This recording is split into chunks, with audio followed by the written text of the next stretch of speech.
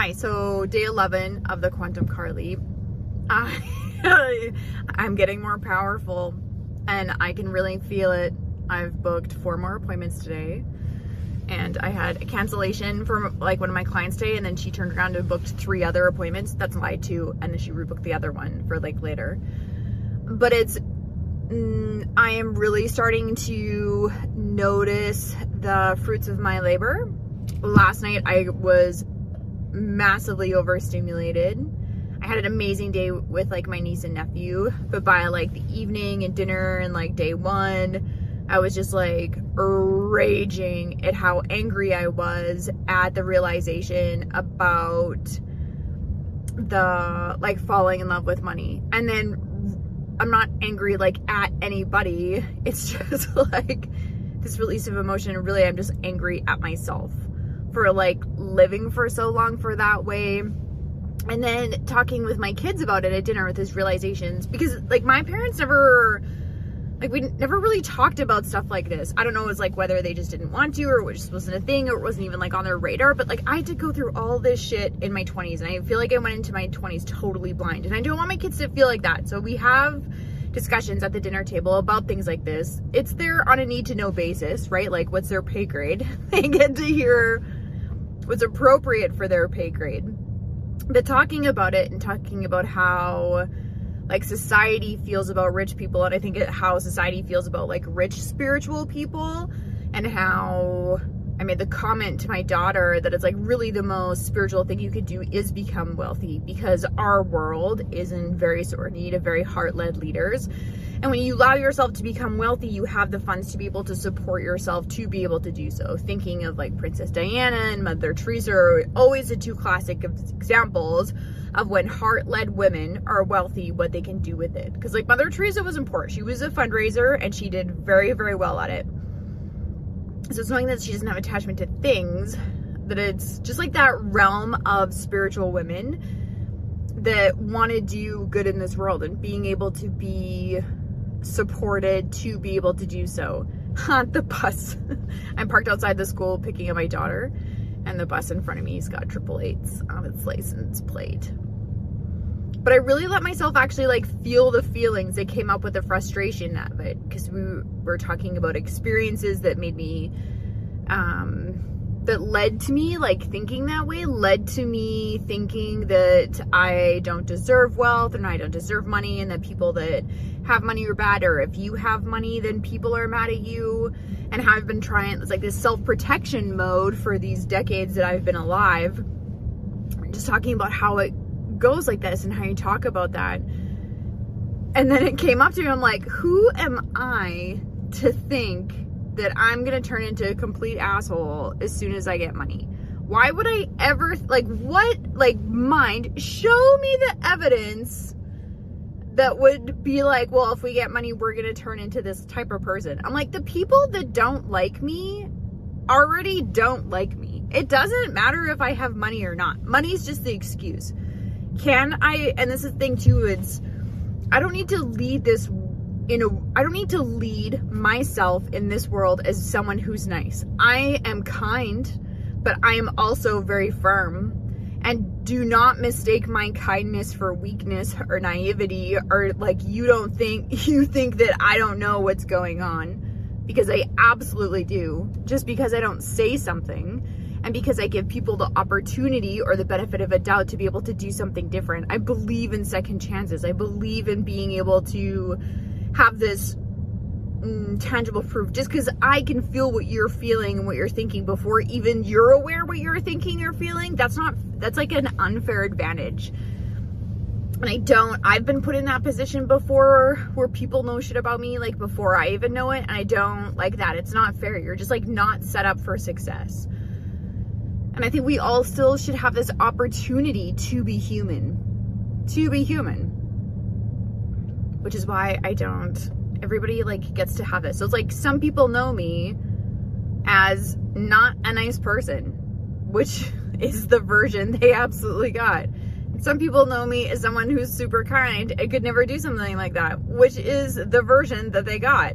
But it's being able to I have to remember that, like, I'm not here to be liked by everybody, nor do I want everybody to like me. There are definite people that I want to, like, have them see me and be like, I want nothing to do with that person, because that's great. I don't probably want anything to do with them. I don't even like everybody. Why would I expect everybody to like me? And this was the conversation at our dinner table, thinking about this and talking about this and being able to, like, well, what makes you think this way? And why would I think that it would be like that? And I just got so mad at myself for thinking for such a long time that I was going to be like this horrible person if I was to have money, and that people wouldn't like me. Because there's a huge part of me that does want to be liked. And I do, like, that feels... Having good people in this world is important. There has to be someone or some people that show other people that there's still kindness in this world. And I think that's really important. But I'm like, I can also do that with a ton of money in the bank. I really let myself feel my feelings and, like, work through all of that. I kind of, like, laid on the couch and read a book to remind me of, like, my own power. And I think, like, just really adjusting to the knowing that I actually am okay with people not liking me and making comments about stuff. I'm not here to convince anybody. I've said that, like, my whole journey. I'm not here to convince anybody. I'm just here to show you perhaps a different perspective. Maybe something that I say inspires you to approach your life in a different way that makes life easier for you, that makes life more joyful for you. That's my intention. If I can help one person for one moment of one day, I've done my job on this planet. I've done a good job. And that's all I really care about. And, like, really the only person's opinion that matters is me, 8-year-old me and 80-year-old me. I value what my kids think of me and I hope that how I lead my life inspires them. But even more so than that, like, I need to live my life with integrity. I'm not looking for approval from anybody else but me. I'm not looking for validation through anybody else but me. I'm not looking for proof that it's working through anything else or anyone else but me. And it's like the word sovereign that comes to mind. You're like, if I'm going to be a queen, which is not seeking external validation, which is being smart and strategic, which is taking care of your community, which is being well-funded, which is being able to know that, like, you are in charge of, you have been tasked by God to take care of something. And no advisor, no prince from another land, no whatever is gonna, like, influence that. It's you. You can seek counsel for things that you may not have all the information on, but who makes the decision?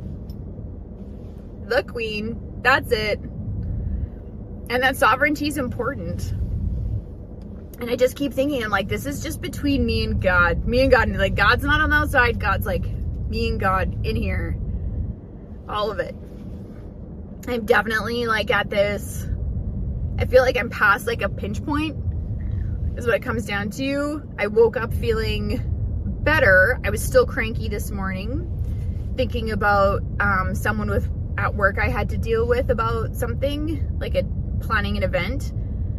And I haven't, like, really connected with this person. Felt really awkward. So as I was falling asleep and doing my gratitude, think about how I can adjust money, make things a little bit better, how I want to feel, all these feelings, being able to do some cord cutting and some soul contracts in the Akashic, writing a new story, that this person, like, also popped up. I'm like, I don't know how this is going to work out, but, like, this would be the best case scenario. This is how I would love if this happened.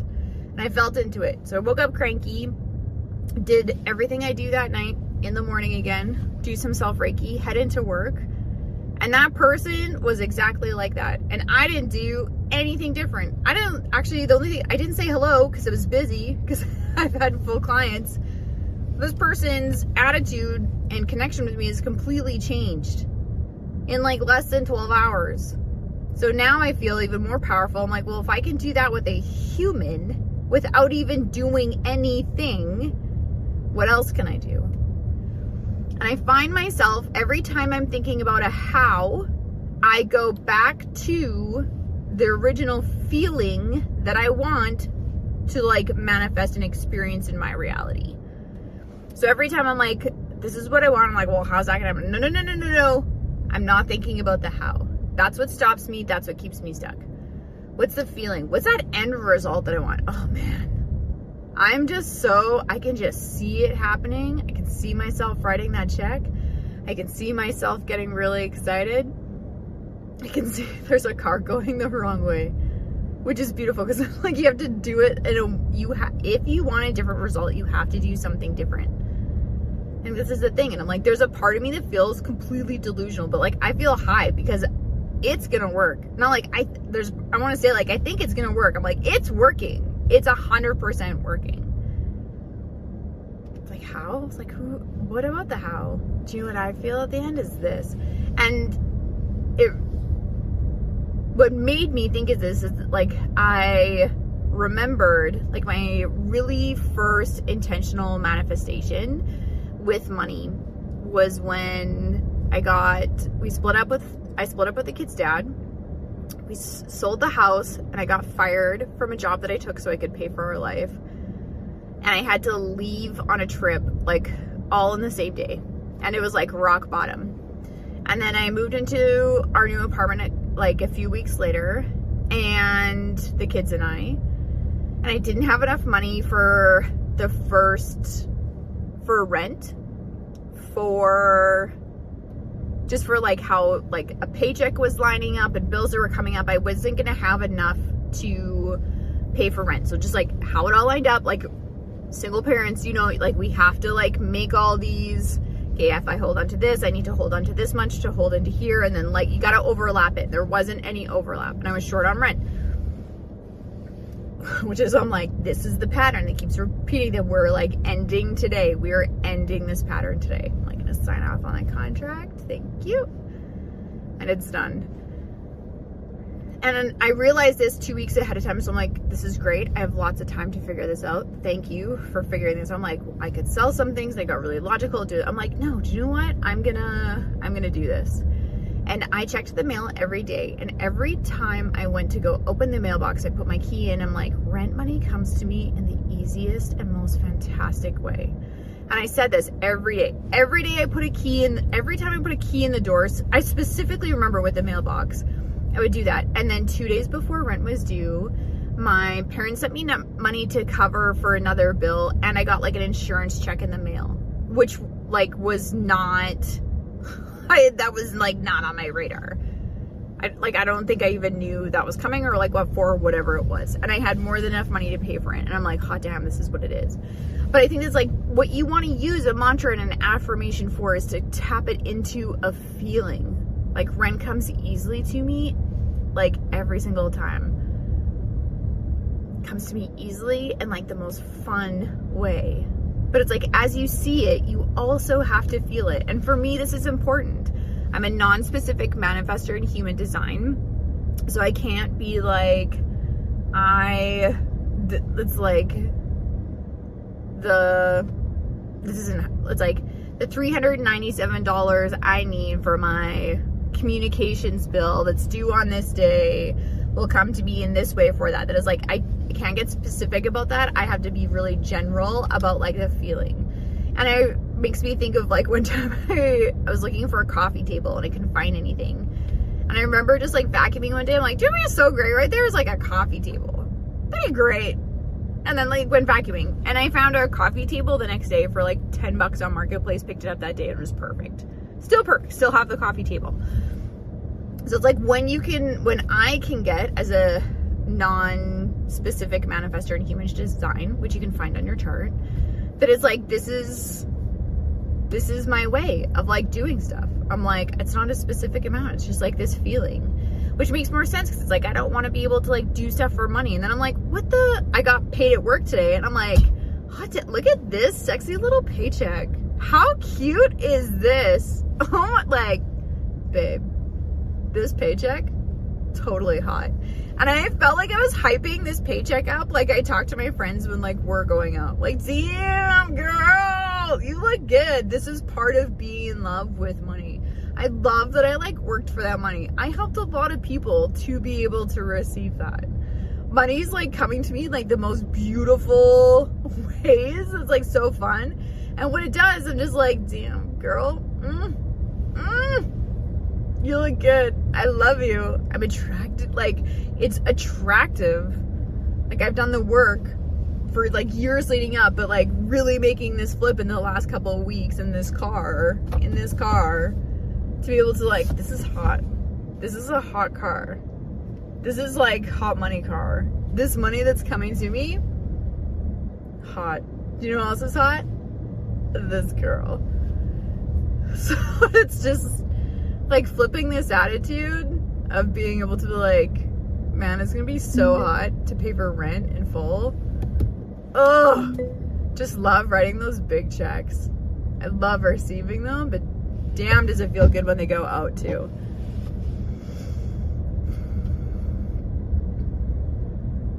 What a beautiful way to like lead a life. What a powerfully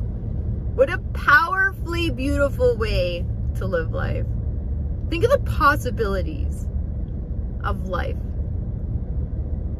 when you can like lead this way with like just this feeling, with having like a full client schedule, just having dinner with my family tonight, my kids are happy, the fridge is full, there's gas in the car, we're all so healthy. Like, that feels really, really good. I'm falling in love with life again. I'm finally falling in love again after being sad for a long time. Years. Not that there hasn't been good times, but I feel like I've been sad for like a decade. And I think it's just really beautiful to like be out of that now and into this joyous and loving experience. I can't wait to see what happens for the rest of the day.